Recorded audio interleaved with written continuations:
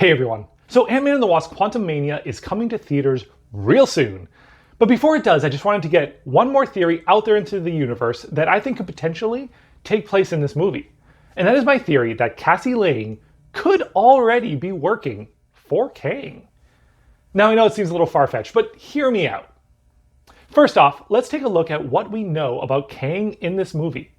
We know that Kang is down in the quantum realm. He is trapped there. And he seems to want to get out. He seems to have some power there, but he wants to escape the quantum realm and go to the normal universe outside of it. In addition to that, when he's talking to Scott, it sounds like he thinks Scott can get him out, can help him to escape the quantum realm. So let's put this into perspective. He is someone who's trapped in the quantum realm and he wants to get out. How could he potentially come up with a plan to escape? The thing is, he has seen somebody already who has escaped the quantum realm. In Ant-Man and the Wasp, Janet Van Dyne successfully, after a long time in the quantum realm, managed to find her way out and back into the other world. Well, if Janet knows Kang, which it appears from the trailers like they do, it makes sense that Kang would also know Janet. And if that's the case, he would be aware that she managed to find a way to escape and would desperately have been looking into how she did it. Well, how did she do it? The way she escaped was by successfully putting an antenna of sorts into Scott Lang's mind. That allowed her to connect to Scott, and when the tunnel was open, when that quantum tunnel was opened, she can communicate through Scott to give them the coordinates, the directions to locate and find her. So this is great, but does Kang have somebody he can connect with? Well, he may not need to. You see, Janet put that satellite into Scott's head. That satellite that allows her from the quantum realm to reach out and communicate with him. Who's to say that satellite isn't still partially there? That connection isn't still potentially open? Well, let's take a look at how this worked. In order for Janet to communicate to Scott, they needed the quantum tunnel to be open. Well, they opened the tunnel many, many times since that point. It's kind of a major point in Endgame. They use quantum tunnels to go through time vortexes to travel through time. They are weaving in and out of the quantum realm all through that movie. And even after that point, they're opening that time vortex. They're opening that way to the quantum realm multiple times. And each time it's open, that connection to the quantum realm is open as well. That is a chance for Kang to figure out how Janet successfully communicated and to communicate himself, to send a signal out through these open doorways to try and communicate his own plan. But Scott is risky. For him to communicate to Scott would be to communicate to someone who he already knows is connected to Janet, that he already knows is working closely with her.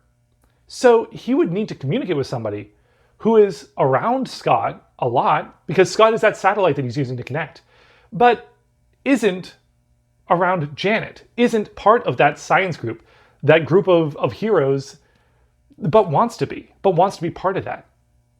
Well, what better target for this than Cassie? Cassie Lang, Scott's daughter, would be around Scott and around that mental satellite quite often. Not only that, she wants desperately to be a part of that group.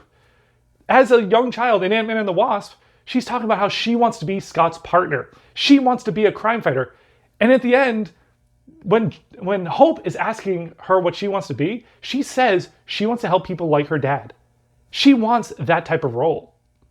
So she isn't just around Scott a lot. She also wants a chance to prove herself and to be a part of these other people. This leaves Kang a prime target to send messages to try and coerce into doing the things that'll help him to escape.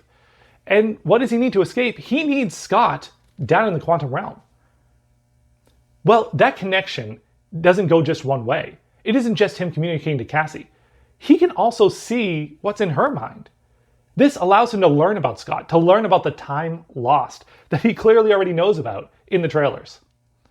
This allows him a way to kind of negotiate to give them something that they want in exchange for what he wants. I think Kang gave Cassie the way to create that quantum satellite that she tries to send down into the quantum realm. Except he doesn't actually give her what he says he gives her.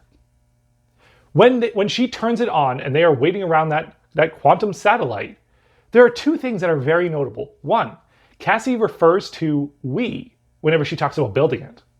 It appears that she's presenting it to the adults for the first time, so who did she build it with? Could the other part of the we be Kang? And the second thing, she turns it on and they wait, and what does it do? It doesn't go down to the quantum realm and start being a satellite. It starts pulling everything around it down to the quantum realm itself.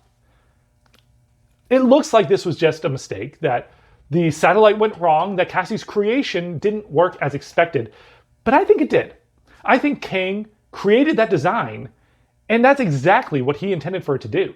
He told her it would be a satellite. He connected with her in her desire to be a part of the PIM tech and a part of her dad's life as a superhero, and got her to build this quantum satellite, knowing that instead it would bring them all into the quantum realm, right where Kang needs them to be, setting up the stage for Kang to negotiate with Ant-Man and then potentially fight Ant-Man to try and force him to get Kang out.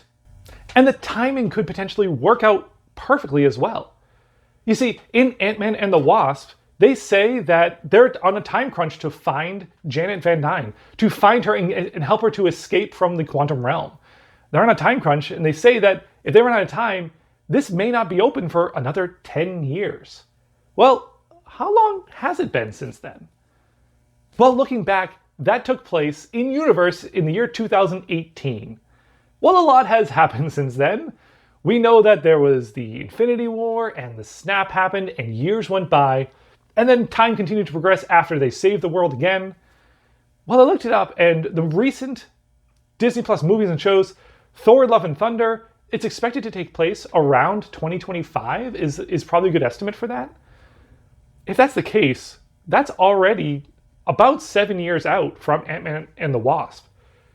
It's getting close to that time when that quantum link between the timing that they needed to get Janet out and the timing in the world above could be connected. We're reaching that point again, reaching the point when Kang can act once more. So all these things combined just leave too much evidence. It's possible that Kang could be trying to do exactly what Janet did previously, trying to use Scott and his team to escape from the quantum realm through Cassie Lang. So what do you think? Does this make any sense? Do you think this could potentially be how Kang escapes from the quantum realm? How he manages to get them there? Do you think it was just an accident? Or do you think there's something more to that quantum satellite that Cassie created?